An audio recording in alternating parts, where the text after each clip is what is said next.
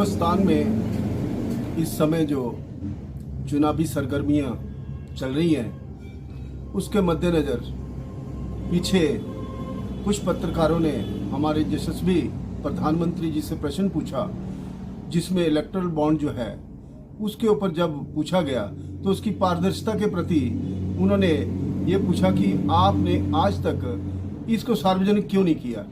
तो अपनी प्रतिक्रिया देने की बजाय उनके ऊपर प्रश्न करना, ये तो ऐसे लगता है जैसे डिक्टेटरशिप की बात है।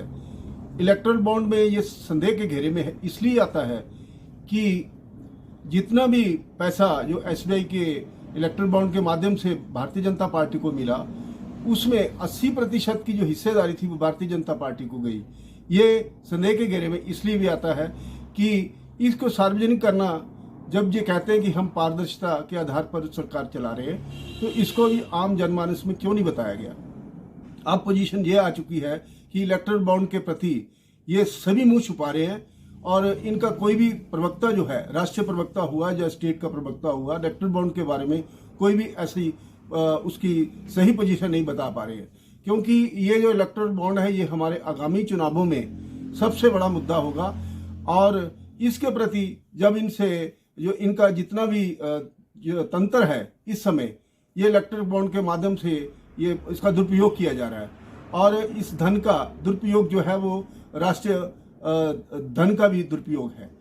अब ये हमारे हिमाचल प्रदेश की बात ले लीजिए, इन्होंने 3 जो सरकारें हैं वो इस चंदे के माध्यम से ही गिराई हैं।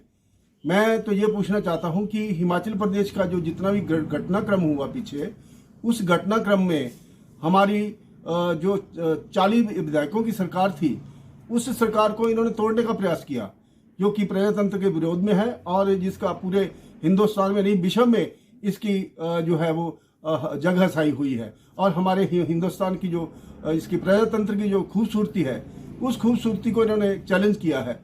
अब पहले इन्होंने राजस्थान में भी ऐसे किया, मध्य प्रदेश में भी ऐसे किया। क्या ये प्रजातंत्र का एक इनके पास ऐसा इलेक्टोरल बॉन्ड के माध्यम से ऐसा एक टूल आ चुका है जिसका ये दुरुपयोग कर रहे हैं।